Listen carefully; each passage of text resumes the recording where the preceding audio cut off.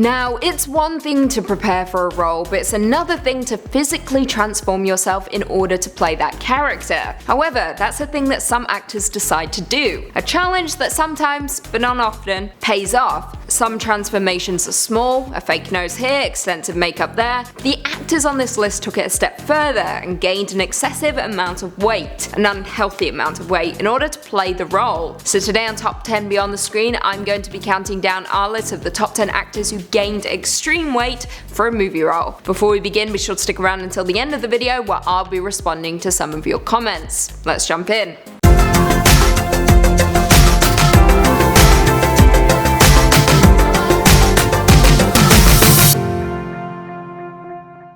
Coming in at 10, Matt Damon, The Informant. Released in 2009, The Informant follows Mark Whitaker, a man with a promising career with agricultural corporation Archer Daniels Midland. The espionage fanatic decides to turn his life on its head by bringing them down from the inside. For the role, Damon gained a total of 30 pounds, and unlike the large majority of our list, Matt Damon had fun doing it. I quote, "I definitely got doughy. I started eating like crazy and drinking dark beer. Between meals on set, I'd eat a #1 value meal at McDonald's, and then Doritos on top of it. It was absolute heaven. I don't know about you, but that makes me want to throw up." In at 9, Renee Zellweger, Bridget Jones's Diary.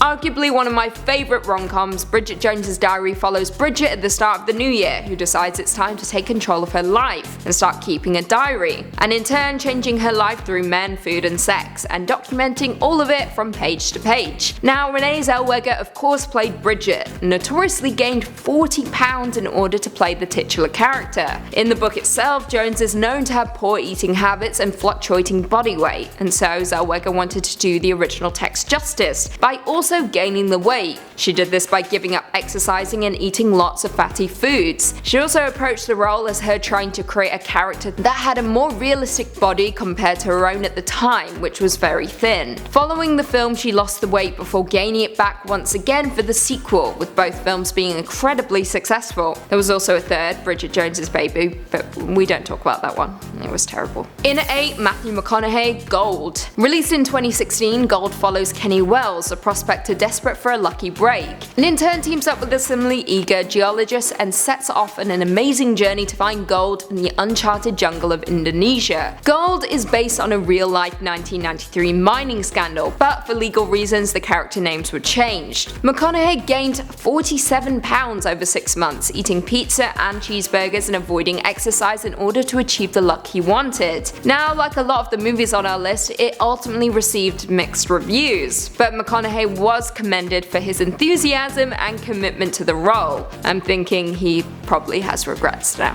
In at 7, Vincent D'Onofrio, Full Metal Jacket. Full Metal Jacket is perhaps one of the greatest films of all time, and definitely one of my favourite Stanley Kubrick films. Released back in 1987, Full Metal Jacket tells the story of the Vietnam War, and follows smart Alec Private Davis and his foul-mouthed drill sergeant, as well as pudgy Private Lawrence, as they endure the rigours of basic training. Now, D'Onofrio's weight gain for his role as Leonard Lawrence is considered the most significant of any film role ever, with the actor gaining 70 pounds in order to better fit the character. Kubrick wanted the character to be big and clumsy, in turn making the ridicule he receives in the movie warranted. Now, the film was critically acclaimed, with D'Onofrio's part being a standout. However, the weight gain did not sit well with him apparently. During the filming of one of the scenes, D'Onofrio injured his knee, with the severity of the injury being compounded by his weight, resulting in the actor getting surgery to repair it. He also went on to state that he hated being overweight because he didn't get the same respect that he had before. Following filming, he very quickly lost the weight and went on to audition for other roles. But do we see him now? No. You were better when you were fat. In at 6, Ryan Gosling, The Lovely Bones. Now, you may think I'm confused because we all know Ryan Gosling didn't star in The Lovely Bones. That was Mark Wahlberg, right? Yeah. However, the role was Gosling's, but it was ultimately taken away from him when he went above and beyond for the role, something the director didn't ask him to do. In 2007, Gosling was cast as Jack Salmon, the father of Susie, a young girl who was brutally murdered and now watches from heaven over her grief-stricken family and her killer. Now, initially after getting cast, Gosling had some reservations about the role because he thought he would be too young. So in an effort to make himself seem older, Gosling gained weight, specifically 60 pounds of weight. weight. He did this by drinking melted ice cream daily in order to achieve the desired look. However, when he arrived on the set, the director and the production staff were understandably upset after the weight gain, considering he never told them he was doing it. And in turn, Gosling was fired because of this, and Mark Wahlberg was cast to replace him in the final film. Sucks to be you. In at 5, Russell Crowe, Body of Lies. Released back in 2008, Body of Lies follows CIA agent Roger Ferris, who hatches a bold plan to capture terrorist al-Salim. With the help of Ed Hoffman, Ferris creates a fake terrorist organization to prompt al-Salim out of hiding. Now, during production of the film, Crowe worked closely with director Ridley Scott to define the character, and deciding that his character has been athletic in the past, but his job had caused him to lose his toned physique. So Crowe went away and gained 63 pounds for the role, with his diet consisting of high-fat foods including hamburgers and adapting a sedentary lifestyle. Now that may sound fun to some, eating whatever you want all day every day, however this diet had its downsides, with Crowe stating, I quote, "At one point I was worried about it from a health point of view because I had my cholesterol checked. It had reached dangerous territory. I was surprised that my body was taking all of it so seriously. I was enjoying myself because I was eating and drinking what I liked, but my body was objecting. The most frightening thing was having to rock back and forwards to get out of a car. Instead of stepping out, I had to tip myself out." Yikes. To make matters worse, the film received mixed reviews, and Crowe's performance didn't stand out at all. Coming in at 4, Christian Bale, The Dark Knight, American Hustle, and literally anything else he's been in. At this point, it's public knowledge that way back in 2004, Christian Bale dropped down from £173 to £110 for his role in the 2004 thriller The Machinist. However, that's not the film we're talking about. Immediately after wrapping on that film, Bale began to bulk up his body in order to play Bruce Wayne in Batman Begins. And in 6 months, Bale had gained 109 pounds. More shocking still, director Christopher Nolan actually thought Bale looked too big to reprise the role, resulting in Bale dropping 40 pounds before filming began. Now, it is still unknown how the actor gains and sheds his weight so quickly and drastically, however, it is known that he worked out consistently before losing the weight for The Machinist. But it doesn't end there. Following The Dark Knight, Bale went on to lose 40 pounds for his role in The Fighter, before gaining weight once again for his role as Irving Rosenfeld in American Hustle, with the actor gaining 43 pounds by eating unhealthily and frequently. Bale ultimately won the Oscar for The Fighter and earned himself a nomination for American Hustle.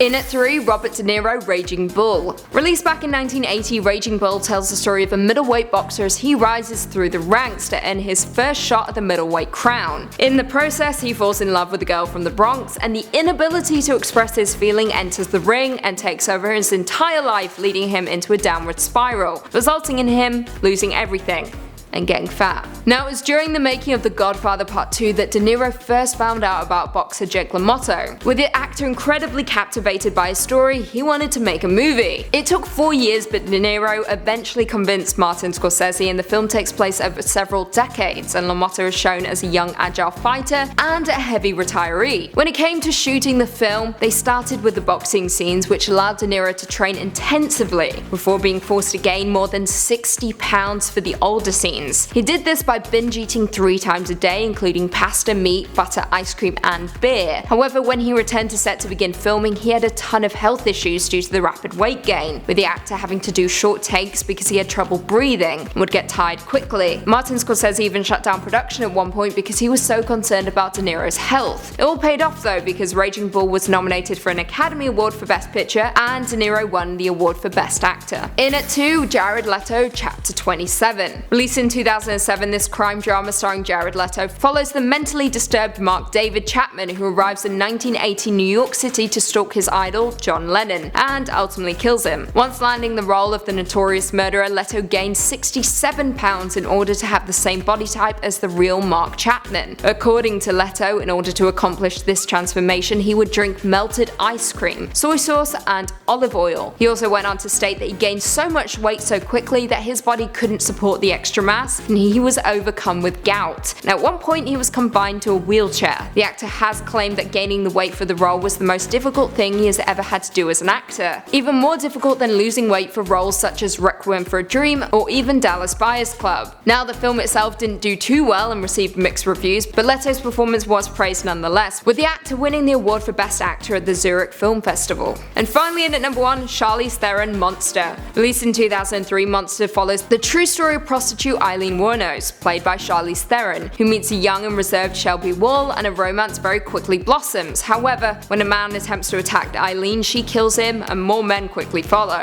Now, CHARLIZE threw herself completely into the role, not just in her performance but in her appearance as well, with the actress wanting to get closer to the physical shape of Wuornos' body, and to also better understand her lifestyle. Not only that, she also decided a method acting approach would be the best test for her, and to complete the transformation, Theron ate a diet consisting of high-fat foods such as donuts and potato chips, resulting in the actress gaining 30 pounds to portray the serial killer. She also worked personally with a hairstylist to dry out her hair in order to achieve the right look. This may come as a surprise to most, but in the end, the only prosthetic that was used during filming were a set of eyelids, with Theron's dedication to the role very clearly shining through. Well, there we have it. Do you guys agree with our list? Were there any actors that we missed? Leave us all your thoughts and feelings in the comments down below, and perhaps we can do a part 2. Before I go though, I just want to respond to a few comments from one of our last videos, Top 10 Celebrities Living with a Mental Illness. RHD said, LMAO, your problem is that horrible boring face.